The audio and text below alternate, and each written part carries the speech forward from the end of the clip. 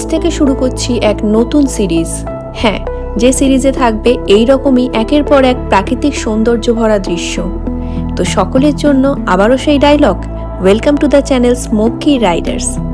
না, welcome to the Nepal.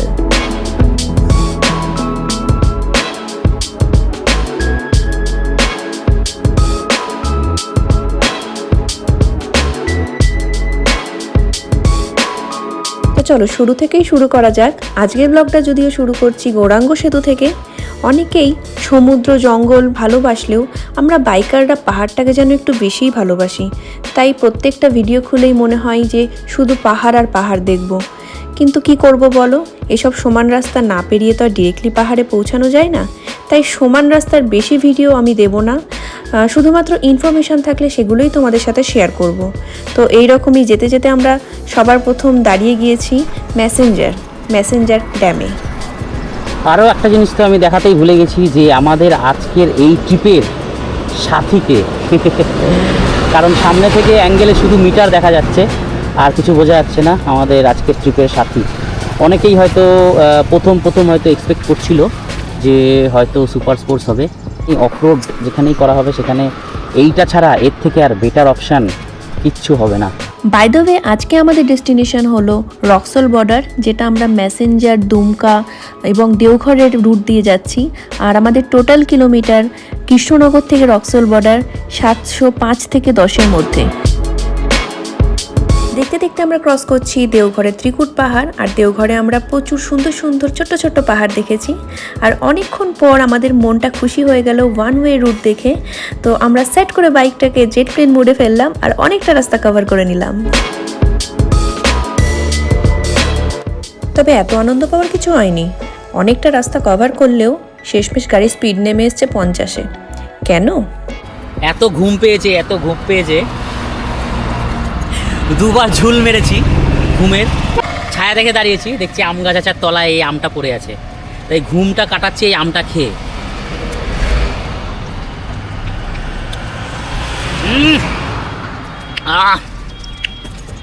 আমার একারই ঘুম পায়নি,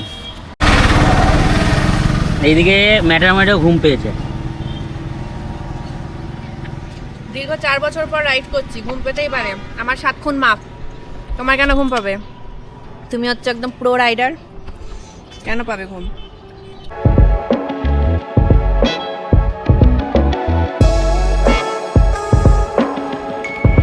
এগুলো ছিল আমাদের ঘুম ভাঙানোর ওষুধ, বাট এই ঘুম ভাঙানোর ওষুধও আমাদের বেশিক্ষণ কাজ করলো না।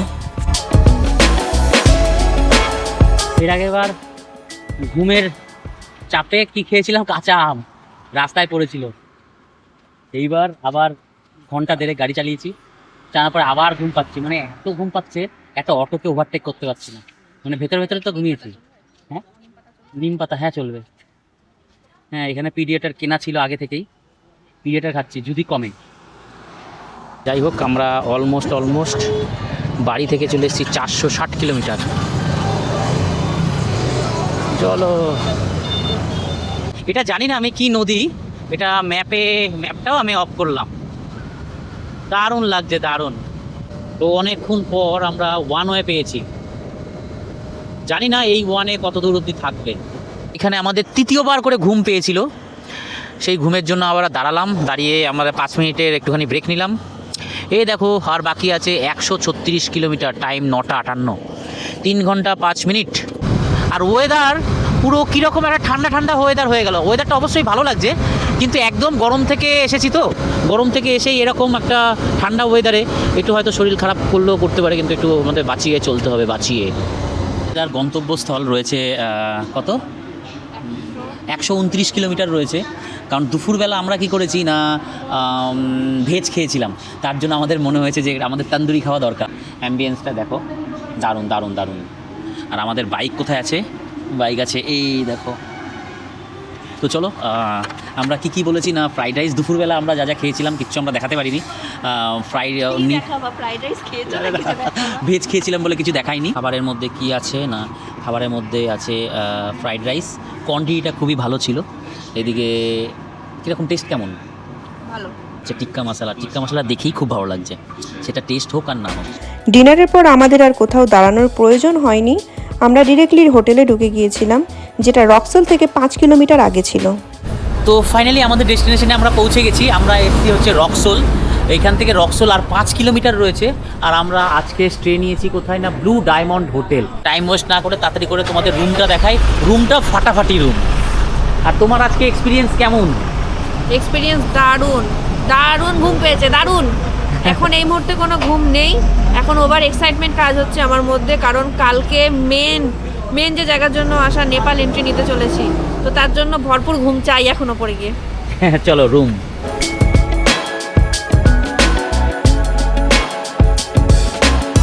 তো চলো, আমাদের রুম হয়েছে ফার্স্ট ফ্লোরে। অ্যাকচুয়ালি যতটা উপরে না যাওয়া যায় ততই ভালো, লাগেজ বাগেরা নিয়ে।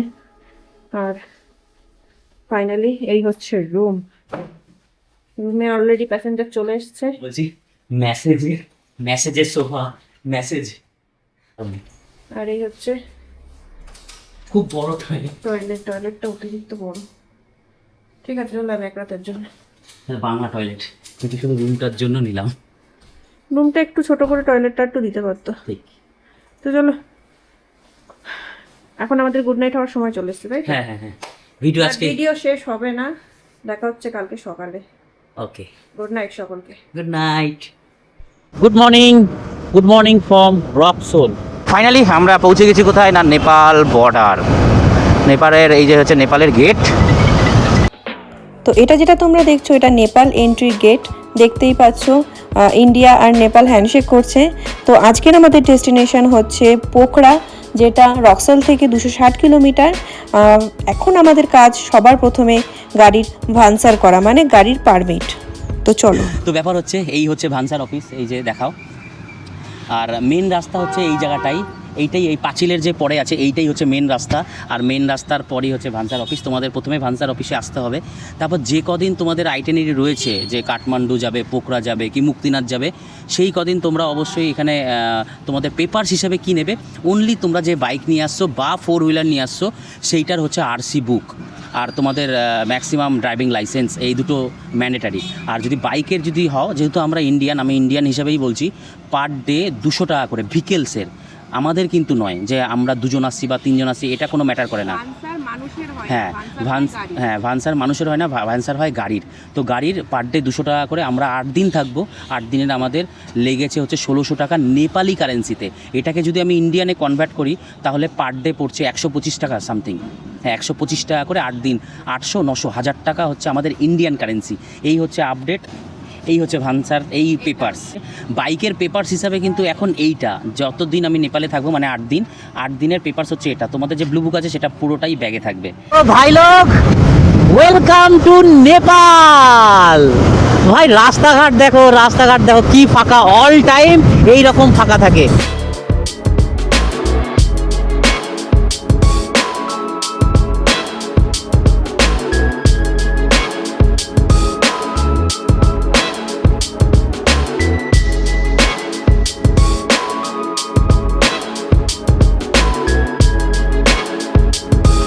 তোমরা যেমন দেখলে আমরা ভান্সার কমপ্লিট করে তারপর নেপালে এন্ট্রি করে ফেলেছিলাম। যেরকম দেখলে ফাঁকা ফাঁকা রাস্তা, তো সেই ফাঁকা ফাঁকা রাস্তা দেখতে দেখতে আমরা সিমের দোকানে পৌঁছেছি। সেই সিমের ব্যাপারে ডিটেলস বলবো। তো সিম আমরা নিয়েছি এগেন এনসেল। তারপর আমরা মোবাইলে যে ঢুকাতে গিয়েছি সিমটা দেখি পুরনো সিম একটা ছিল। তো কারোর যদি পুরনো সিম থাকে, আগেই সিম তুলো না, আগে সেই সিমটা চেক করো যে সিমটা ভ্যালিড আছে কিনা, সেখানে রিচার্জ করলেই হয়ে যায়। তো আমরা হয়েছি মাথা মোটা, তো সিম না চেক করেই আগে সিম নিয়ে নিয়েছি। তো সিম নিয়েছে 100 টাকা আর রিচার্জ আমরা করেছি 199, মানে টোটাল লেগেছে 200 আর 100। এটা হচ্ছে নেপালি নাকি? নেপালি। টোটাল 300 নেপালি, তারপর ডিসকাউন্ট দিয়েছে 50 টাকা। 300 নেপালি, ডিসকাউন্ট আবার 50 টাকা, মানে নেপালি লেগেছে হচ্ছে 250 টাকা। তো এটাকে 1.6 দিয়ে ডিভাইড করলে ইন্ডিয়ান রুপিসটা তোমরা বের করে নিতে পারবে। আর হচ্ছে তারপর আমরা যাচ্ছিলাম, যেতে যেতে হঠাৎ একটা ছবি দেখতে পেলাম। আমি জানি না এই ছবিটা তোমরা দেখতে পাচ্ছ কিনা। দেশি মুরগা, এটা দেশি মুরগার ছবি। এ দেখো আমার দেশি মুরগা। এটা অ্যাকচুয়ালি আমি কিছুদিন আগে, 10 দিন আগে আমি রাইড করেছিলাম, আমাদের দার্জিলিং এর অফবিট প্লেস দেখেছিলাম। তা ওখানে আসার পথে সবাই জানো যে জায়গাটার নাম হচ্ছে কোথায় জানো, ডালখোলা একটা ভালো একটা হোটেল আছে, ওইখানে দেশি চিকেন পাওয়া যায়, রাজদরবার হোটেলের নাম। দেশি চিকেন পাওয়া যায়, ওখানে আমরা গিয়েছিলাম কিন্তু পাইনি, সেটার একটা আক্ষেপ থেকেছিল। তা ওই ছবি দেখে আমি এখানে ঢুকেছি। আর থালি এই দেখো, এই হচ্ছে দেশি মুরগার থালি। দেশি চিকেনের পুরো ঘর, এই যে লালটা আছে, এই লালটা। আর এত সুন্দর সাজিয়ে দিয়েছে খুব এটা। কনফিউশনে পড়ছিল যে এখানে খাবো না আর এগিয়ে গিয়ে খাবো, যে দেশি মুরগা শুনেছে চলো এখানেই খাই। ঠিক আছে, এবার বলে দিই, এটা যে দেশি চিকেনের থালিটা, এটা নিয়েছে নেপালি 480 টাকা, আমাদের ইন্ডিয়ান কারেন্সিতে হচ্ছে 300 টাকা। আর এটা হচ্ছে 280 টাকা ইন্ডিয়ান কারেন্সিতে ড্যাশ ড্যাশ ড্যাশ। সেটা তোমার কি মনে পড়ছে আমরা একজনকে বাড়িতে রেখে এসেছি? থাক থাক, কালকে ফোন করেছিলাম, বলেছে তোমরা ঘোরো, আমি একা থাকবো। এরা মেয়ে যেন ঘরে ঘরে থাকে, একদম ঠিক, যেন ঘরে ঘরে বাইকারদের ঘরে থাকে। ওর কথা একদম কিছু মনে করছি না, ইচ্ছা করে, মনে পড়লে একটু খারাপ লাগবে, এর জন্য আমরা এখন একদম চুটিয়ে মজা করবো এই সাথে। চলো ভাই, নাজারা চেক করো, কি সুন্দর লাগছে।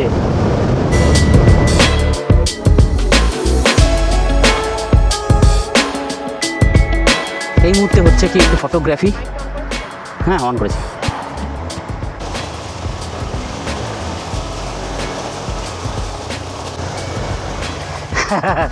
घूम फिर के फिर आया ना आपके पास। ओ हो, हमको दर्शन हो गए, पहाड़ को दर्शन हमको मिल ही गया। পাহাড়ের দেখা পাওয়ার পরেই চোখে পড়ে গেল গাড়ি ধোয়ার ব্যবস্থা। তো গৌতম এই সুযোগটায় কখনোই হাতছাড়া করে না, কিন্তু গাড়িটা ধোয়ার পর কেন জানি না মন বলছিল আমাদেরও ধোয়াধুয়ি হবে। তো আমরা সেখান থেকে বেরিয়ে যাওয়ার পরই দূরে দেখো কালো মেঘ আমাদেরকে ডাকছে, আর ফাইনালি বৃষ্টি চলে এলো। ये मौसम की बारिश, ये बारिश के पानी, वे पानी को बूंदे मुझे ही को ढूंढे। এরপরে আমরা রেনকোট পরেই ঘন্টাখানিক এইভাবেই বৃষ্টিতে ভিজে ভিজে চললাম। কিন্তু বৃষ্টিতে ভেজার পর দারুণ একটা গড গিফট পেলাম। সেটা কি, সবার প্রথমে তো পাহাড়ের মধ্যে 4th লেন, যেটা অসাধারণ লাগছে দেখতে। তারপরেরটা তোমরা নিজেরাই দেখে নাও।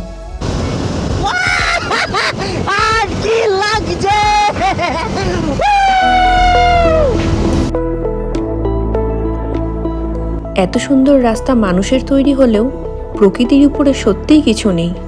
চারিদিকটা দেখে শুধুই মনে হচ্ছে ভগবান যেন নিজের হাতে প্রত্যেকটা পাহাড়, গাছপালা সব কিছু কত নিখুঁতভাবে সাজিয়ে রেখেছেন, শুধু আমাদের ভালো লাগার জন্য।